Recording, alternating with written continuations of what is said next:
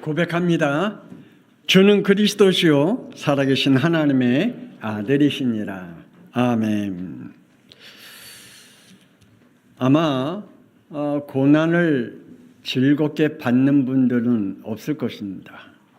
힘겨운 일들을 좋아하는 사람 없겠죠. 그런데 우리에겐 끊임없이 이러한 고난이 찾아오기도 하고요. 어려움들이 찾아오게 됩니다. 왜 우리에게 원치 않는 이러한 고난들이, 우리에게 힘겨운 일들이 끊임없이 찾아올까? 나는 내 나름대로 열심히 노력하고 내 나름대로 이러한 일들이 벌어지지 않기 위해서 애쓰고 힘쓰게 살아가고 있는데 왜 이게 멈추지 않냐고 계속 나에게, 우리 인간에게, 우리 가정에게, 우리 후대에게 찾아올까? 여기서부터입니다. 창조자 하나님께 우리 인간이 불신앙과 불순종으로 온 거겠죠.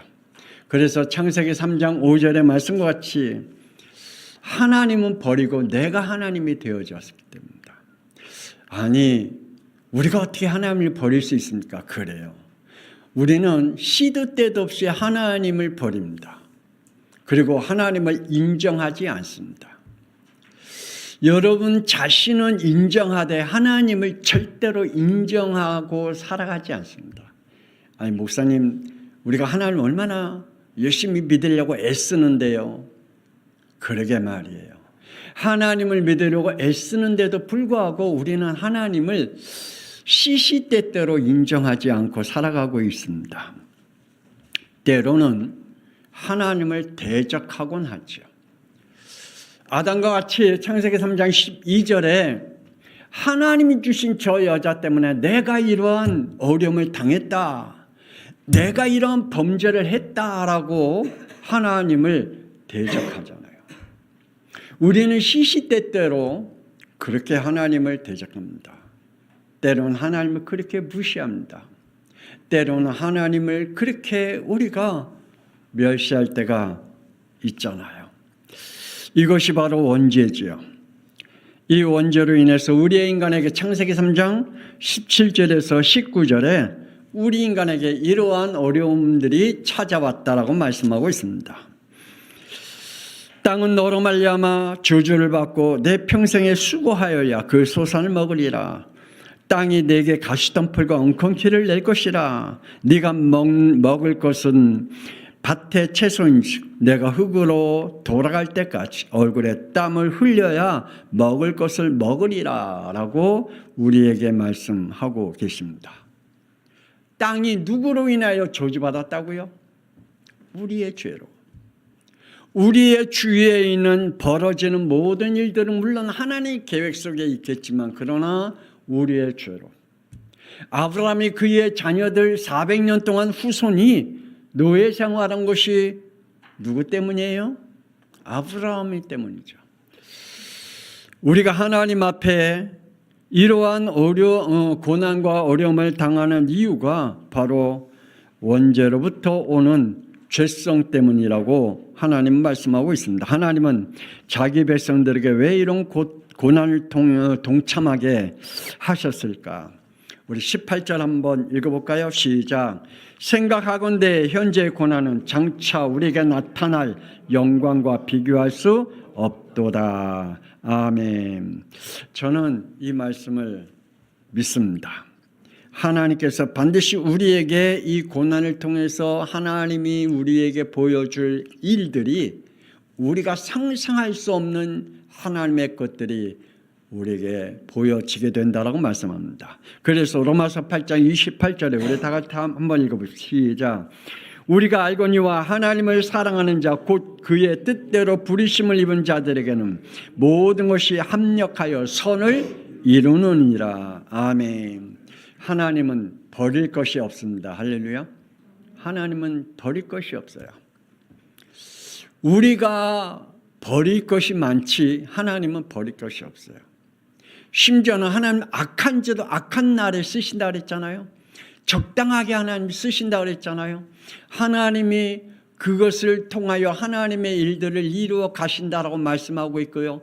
여러분의 주위에 여러분을 악하게 하고 여러분이 힘들게 하고 있는 모든 것들을 하나님이 그것을 없애지 아니하고 있게 하고 내 주위에 두신 이유가 하나님은 분명히 로마서 8장 28절에 말씀하고 있는 것이죠. 그 모든 것을 합력하여 하나님의 일들을 이루어 가신다. 하나님은 왜 요셉에게 그 형들을 붙여 주셨을까요? 왜 하나님은 그에게 보디발 아내를 붙여 주셨을까요? 하나님은 왜 그에게 술 맡은 장관을 붙여 주셨을까요? 이유가 있잖아요. 우리에게 하나님의 이유 없는 일들이 하나도 없다. 그래서 우리는 힘겨운 싸움을 하고 있는 겁니다. 싸움을 좋아하는 사람은 어디 있을까요? 아무도 없습니다. 어떤 이는 참 마음이 착해서 여려서 좋은 것이라 이거 그냥 그렇게 이렇게 함께 해가는 거야. 좋은 것이 다 좋은 것이지 하면서 싸우지 않고 죄와 함께 동행하면서 걸어가는 사람들도 때론 참 많습니다. 그건 아니야 라고 마음은 먹는데 그 아니야 하면서 함께 동참해가는 그 죄에 함께 가는 그러한 사람들도 많이 있죠. 싸우려고 하지 않습니다. 우리는 영적 문제로 오는 죄성들과 하나님을 떠나게 하는 육체의 일들과 사탄 마귀와 분명하게 싸워야 될 줄 믿습니다. 그들과 함께 가서는 안 되고 때로는 싸워야 됩니다. 무슨 싸움이요? 영적 싸움. 우리에게 주신 이 영적 싸움을 통해서 하나님을 떠나게 하는 모든 우리의 육체의 일들과 사탄 마귀와 싸우지 않으면 절대 안 된다는 사실입니다. 그러므로 원죄와 싸우시길 바랍니다. 뭐와 싸우자고요? 원죄와 싸우자고요. 가장 무서운 적이 뭘까요? 누굴까요? 나다. 따라합시다. 나다. 네, 나예요. 가장 무서운 적이 나예요. 나의 거짓된 오름, 나의 거짓된 지식, 나의 거짓된 경험, 이러한 것들로 인하여 우리의 모든 것들이 무너지게 하는 것들을 봅니다. 창세기 3장에 온 나의 교만과 거짓된 고집과 아집, 그것이 나의 불신앙이요 불순종으로 나타나게 된 것이죠. 나의 거짓된 것들과 나의 영적 죄성들이 지금도 여러분 안에 꼼꼼하게 숨겨져 있고 감춰져 있다는 사실입니다. 그러한 것들이 어느 날 영적 문제로 드러나게 되겠죠. 저도 그렇습니다. 저도 깜짝깜짝 놀랄 정도로 내 영적 문제가 드러날 때가 참 많이 있습니다. 여러분, 그것과 영적 싸움을 하지 않으면 우리는 계속해서 우리의 영적 흐름이 무너지기 때문에 우리는 영적 싸움을 해야 된다는 사실입니다. 여러분에게 드러나고 숨겨져 있는 그 영적 문제들과 싸우시기를 주 예수 그리스도의 이름으로 축복합니다. 그냥 흘려보내지 말고 싸워야 됩니다. 창세기 3장 8절 9절에 하나님과 멀어지게 하는 그러한 것들과 싸워야 돼요. 하나님이 내게 주신 은혜와 그 은혜의 관계의 흐름을 깨트리려고 하는 것들과 싸워야 돼요. 하나님의 은혜 속에 함께 있게 하지 못하는 것들과 싸워야 됩니다. 또한 여러분에게 하나님이 주신 이 예배의 축복 속에 있지 못하게 하고 예배의 흐름을 깨트리려고 하는 것들과 싸워야 됩니다. 또 하나님이 여러분에게 주신 사명 깨트려야 됩니다. 좀 전에 아까 우리 차장로님하고 잠깐 이런 얘기를 들었어요. 차장로님 그 양평장로교회 우리 성준이가 친구하고 같이 금요일 날 거기서 이렇게 기도에 참석하면서 그 음악 같이 이렇게 하면서 교회가 이렇게 큰데 교사가 없대요. 주일학교 교사가 없대요. 일할 사람이 없대. 점점 교회 일을 안 하려고 해요.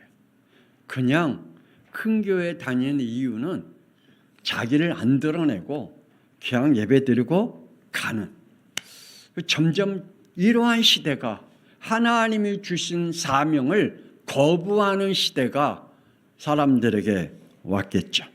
그래서 하나님과 멀어지는 일들을 점점 하게 되는 것을 봅니다. 하나님께 숨기려고 하는 것들, 하나님이 우리에게 주신 달란트가 있잖아요. 그 달란트를 한 달란트 받은 사람과 같이 자꾸만 숨겨요. 그걸 숨겨서 도망가려고 하고 피하려고 하는 것, 여러분 그런 것들과 싸우시길 바랍니다. 내가 하나님에게 숨으려고 하는 것, 하나님이 내게 주신 그 사명을 숨기려고 하는 것과 싸우시기를 주 예수 그리스도의 이름으로 축복합니다. 모든 저주와 재앙은 나로부터 시작됩니다. 창세기 3장 6절, 아담이 하와의 죄를 단호하게 거부하였다면 어떻게 됐을까? 우리가 우리의 현실 속에, 우리의 문제 속에, 그 속에 죄성과 단호하게 영적 싸움을 한다면 어떻게 우리의 가정과 우리의 후대와 우리의 미래가 달라질까? 분명히 달라지겠죠.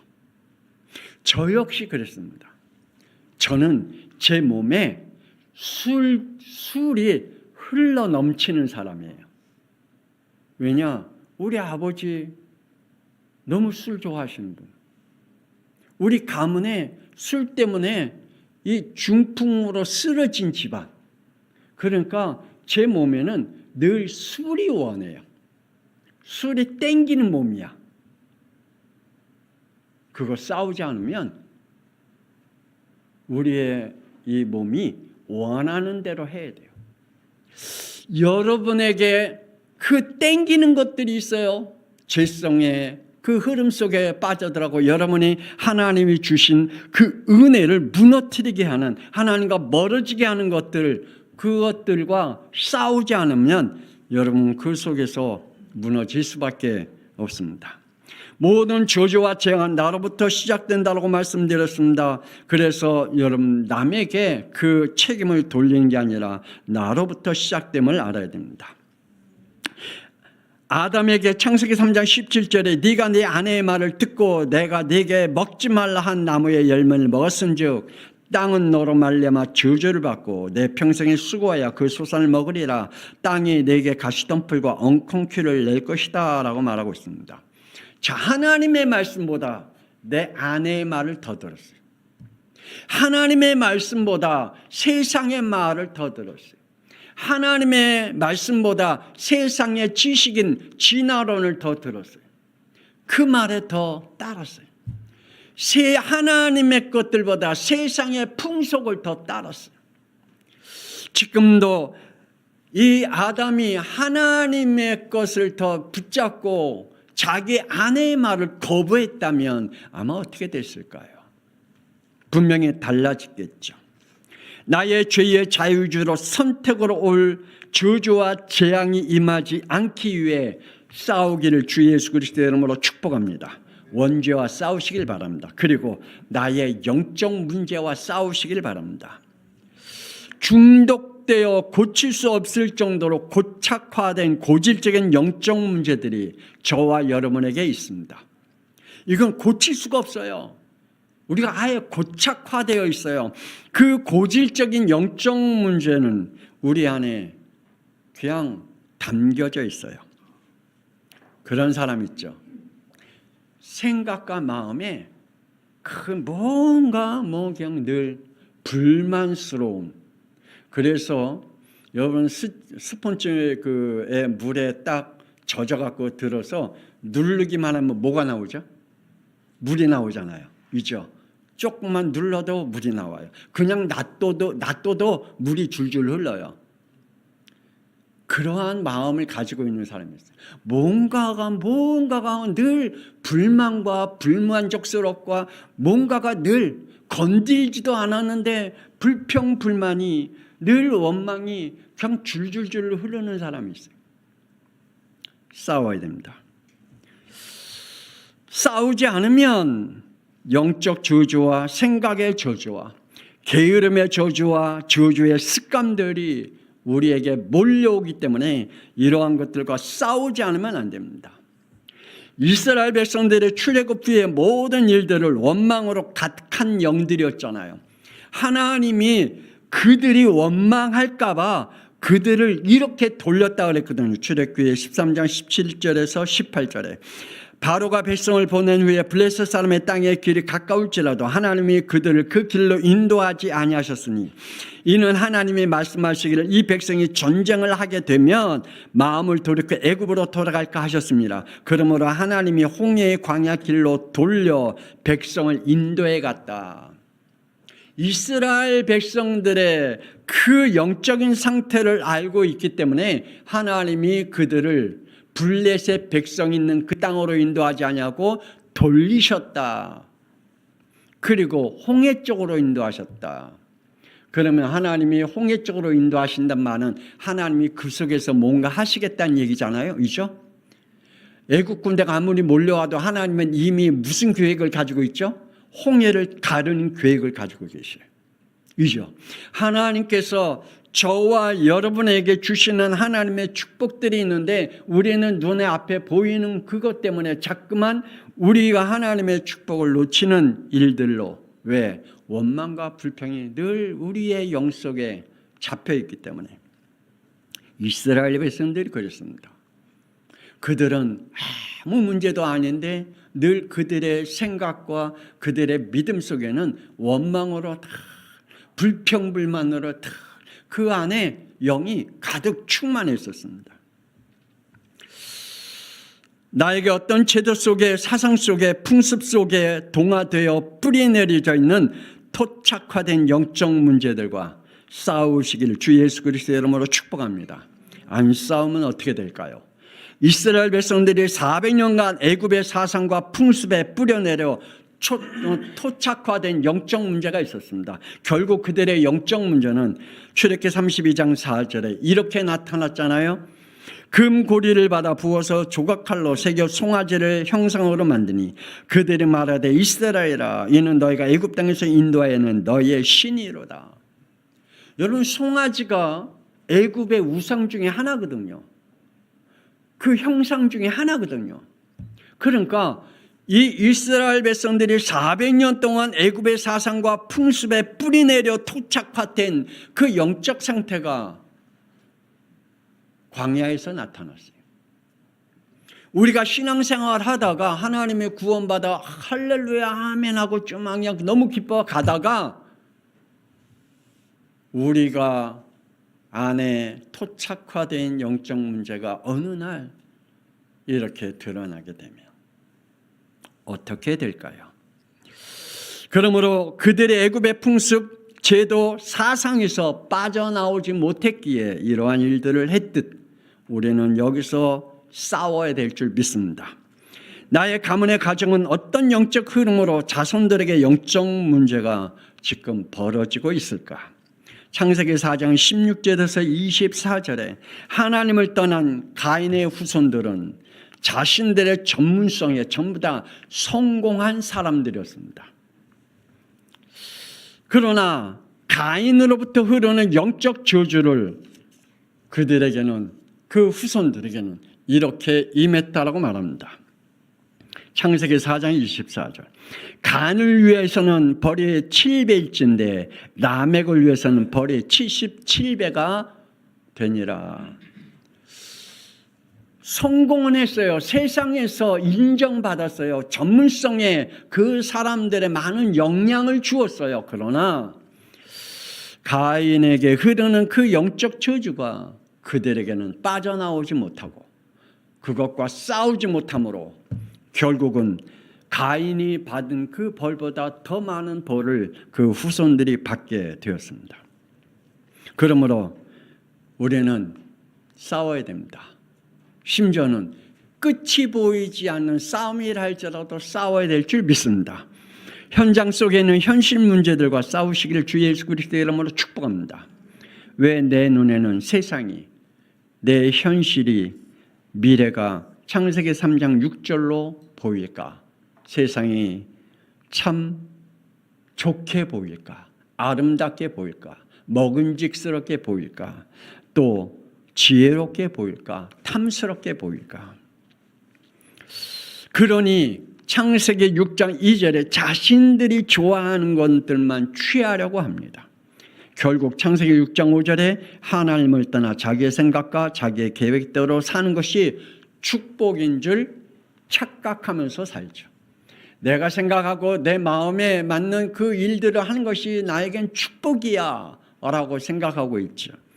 어느 날 그들에게는 홍수의 재앙이 오므로 다 잃어버리는 날이 오게 된다는 사실입니다. 여러분들의 눈에 보이는 것들, 마음의 생각들, 미래의 계획들이 하나님과 관계없는 것이라면 싸워하시길 바랍니다. 하나님과 관계없는 일들로 인하여 좋아한다면 싸우세요. 아니에요.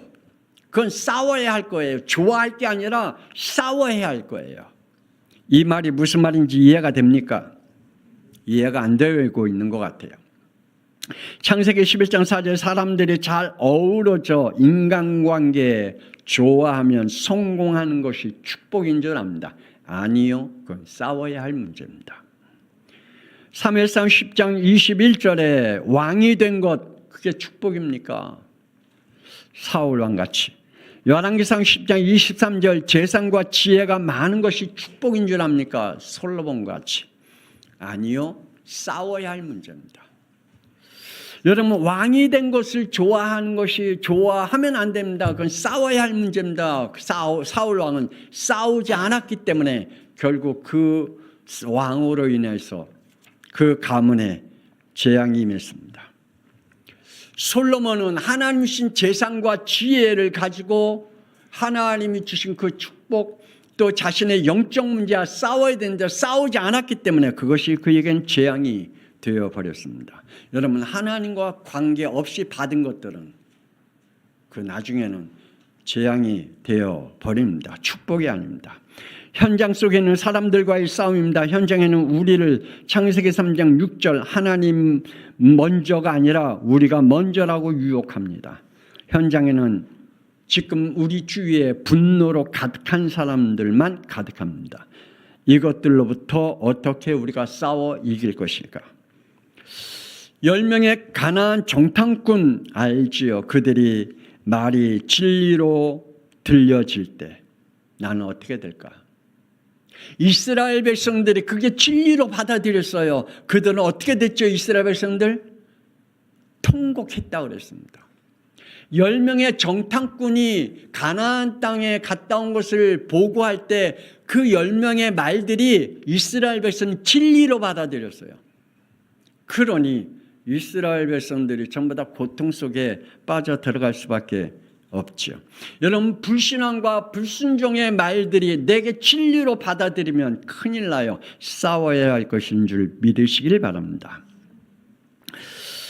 바울은 고백합니다. 갈라디아서 1장 10절 이제 내가 사람들에게 좋게 하랴 하나님께 좋게 하라. 사람들에게 기쁨을 구하랴. 내가 지금까지 사람들에게 기쁨을 구하였다면 그리스도의 종이 아니다 라고 말씀하고 있습니다. 사람들의 기분을 맞추기 위해 함께하지 않는 것이 하나님이 우리에게 준 축복입니다. 이거는 끝이 안 보이는 싸움이죠. 마지막으로 부르심의 의입니다.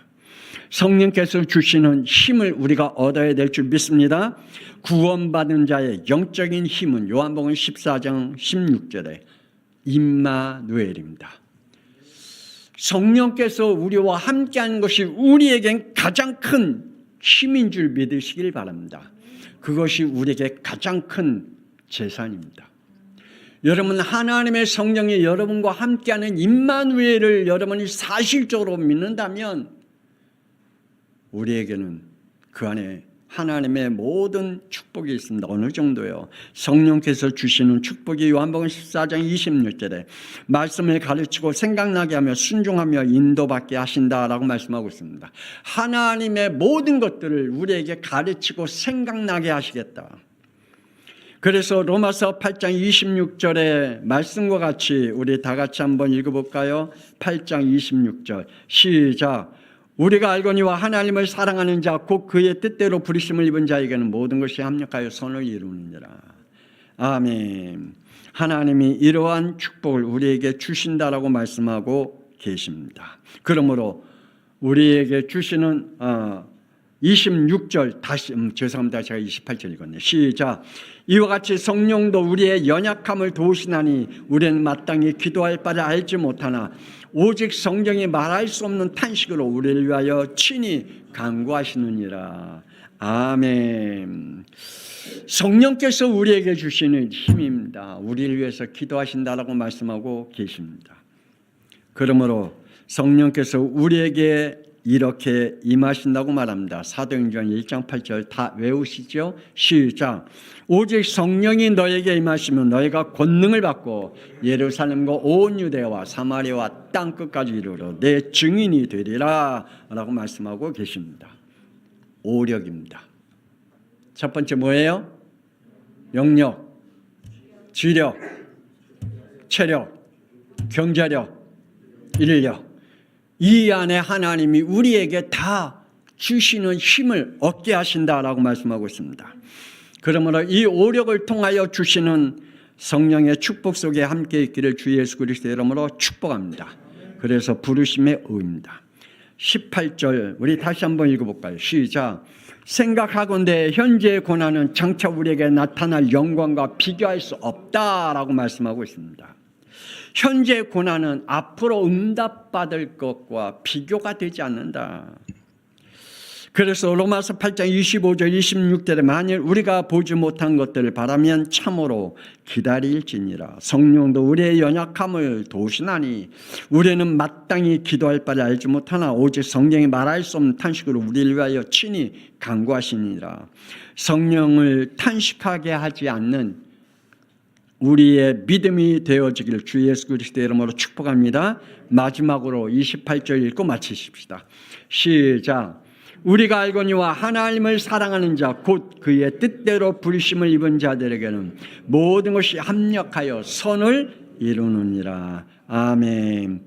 하나님의 선을 이루어가는 저와 여러분의 모든 것들을 원망과 불평으로 받아들이지 마시고 그리고 거짓 것들이 진리로 받아들이지 마시고 하나님이 주시는 그 모든 것들을 통하여 하나님의 역사가 일어난 증거들이 저와 여러분에게 풍성하기를 권세 있는 주 예수 그리스도의 이름으로 축복합니다. 기도하십시다. 하나님 은혜를 감사합니다. 하나님께서 오늘 우리 양평성학교의 산업인들에게 하나님이 축복하시되 정말 하나님이 저들에게 임하신 하나님의 구원의 역사와 또한 싸워야 할 것과 담대하게 싸울 수 있는 믿음도 허락하여 주옵소서. 드려진 예물을 통하여 하나님이 우리의 산업터와 우리의 후대와 미래에 하나님의 복음의 증인으로 세워지는 예물이 되게 하여 주옵소서. 이제는 살아계신 주 예수 그리스도의 은혜와 독생자 예수 그리스도를 이 땅에 보내신 하나님의 놀라우신 사랑하심과 성령님의 감동과 내주인도 교통 역사하심이 이제 하나님과 함께하는 임마누엘의 축복 속에 우리가 또한 앞에 있는 모든 것들을 통하여 원망과 불평과 불신앙 속에 있는 것이 아니라 창세기 3장의 저주와 싸우며 나의 영적 문제와 가문에 흐르는 저주와 또한 그 흐름의 영적 문제와 싸우며 하나님이 우리에게 허락하신 부르심의 의를 향하여 달려가기를 원하는 우리 양평성학교의 모든 산업인들 위해 그리고 그 후대 위에 산업터 위에 지금으로부터 영원토록 함께 있을지어다. 아멘. 하나님 복되게 하시고 축복하여 주옵소서. 하나님 우리 산업인들을 복되게 하시고 증거 있는 산업인들이 되게 하여 주옵소서.